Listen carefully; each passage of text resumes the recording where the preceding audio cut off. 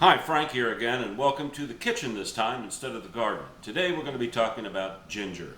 And we're not going to do anything on the growing portion today. What we're going to do is talk about preparation and a certain type of preparation. There are many different ways to prepare ginger.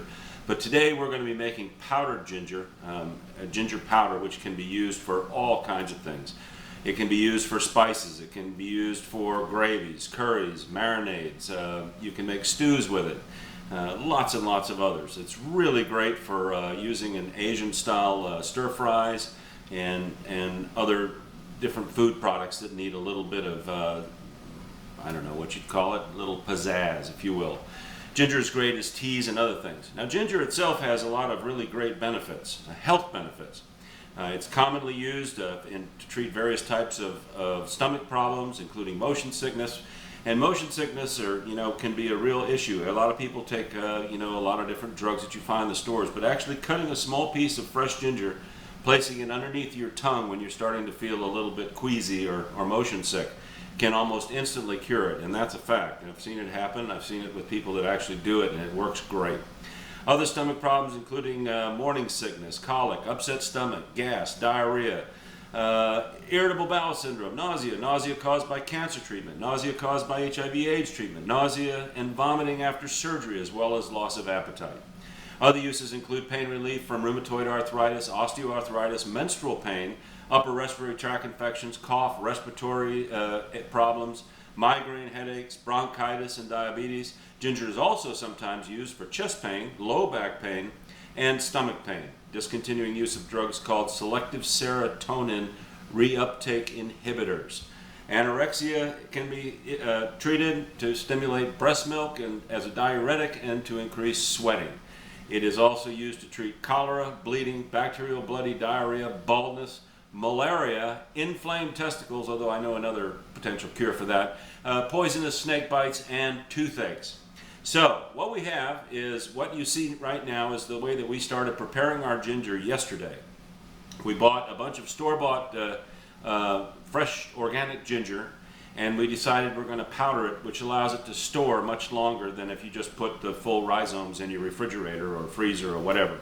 It can also be done by just drying it out and placing it in a jar and adding something like vodka and holding it all the way to the top. Keeps it moist, but it's not really necessary. Today we're going to do it as a powder which can be stored for a very long period of time, probably 7 or 8 months at the minimum, as long as it's in a dark place and airtight. And we'll show you how we're going to do that. So we did our slices yesterday. We placed them on the dehydrator trays, as you see here. And then we put it in the dehydrator at about 110 to 112 degrees for 24 hours. And in a few moments we'll show you exactly what the result is after 24 hours of that process. Now, we are also growing our own ginger, as you see in this picture, and these are about 2 months old in their pots.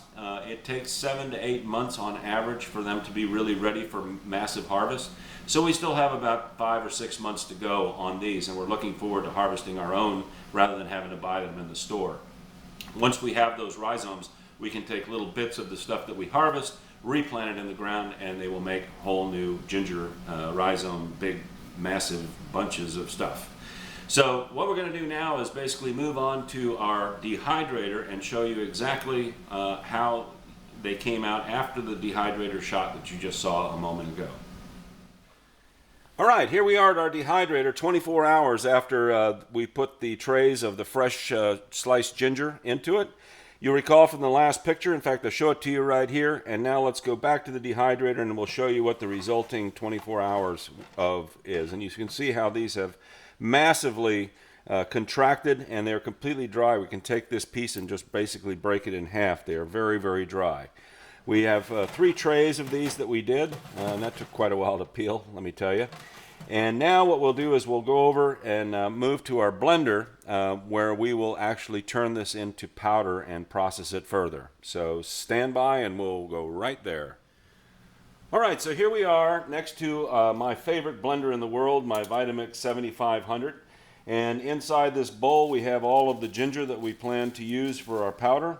It's all ready to go. Now this carafe right here is their standard carafe, which is really for liquids and others. Fortunately with the 7500, they also include a dry carafe, which can be used to make powders and work with flour and other things, or actually grind grains and other things. So all we're going to do is we're just going to take all of this, we're going to put it in here, and that's and replace the top, and then we're ready to rock and roll. We'll start out at low and we'll speed it up until it actually turns into somewhat of a powder.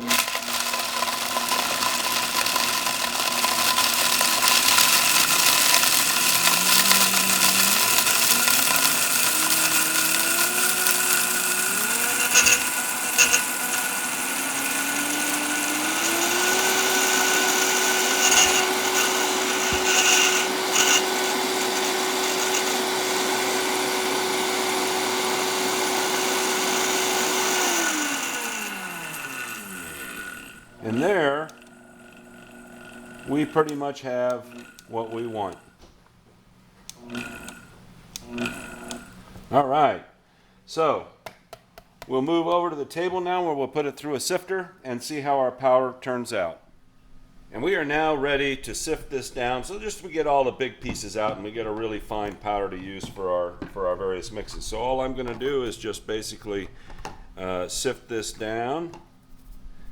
And I'll continue to sift until we get as much of the big stuff out as we can. The big stuff can be thrown, can be used in other things. I mean, it can still be used. I might save some of the bigger little chunks to use in some various stir fry, not stir fries, but you know, for when I'm actually frying something or sautéing something, and then have it removed as we get down to the end.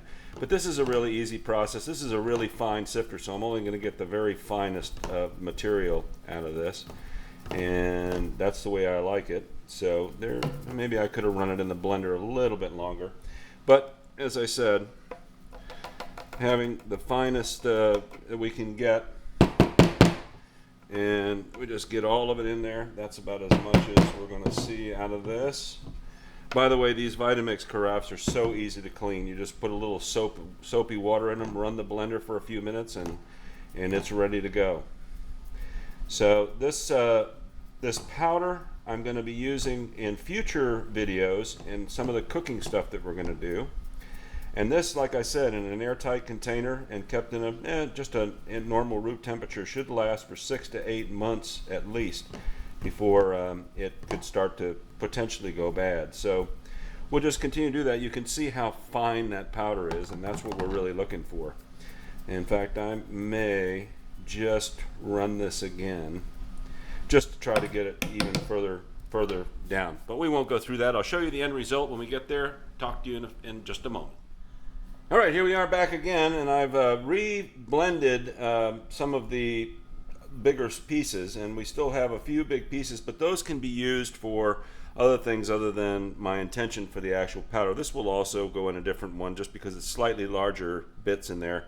And what I have in here now is I have just the finest powder ginger, and we got a pretty good load out of this. We'll be able to save this for some time. We'll be able to use this in a number of different ways with stir fries and with salad dressings and maybe even with some teas and other things. But that's how we make ginger powder, and it is extremely useful for so many things, and it is so tasty and so aromatic. It really brings flavor to a lot of foods. So let me switch to me, and we'll close out here, and we'll talk about next time. Well, thanks for going through this process with us. We making this ginger powder from fresh rhizomes bought in the store, and eventually stuff that we grow ourselves. So useful, so healthful, so many things you can do with it. But having the ability to store it, which it doesn't do well as a rhizome in the refrigerator for very long, this will last for quite some time. So I hope you've enjoyed and gotten some useful benefit out of this video. If you did, please consider liking it and subscribing to our channel. It's new. We'll get better as time goes on, and we'll mix it up between garden and cooking and workshop projects. Until then, thanks for coming, thanks for watching, and we look forward to seeing you next time. Take care.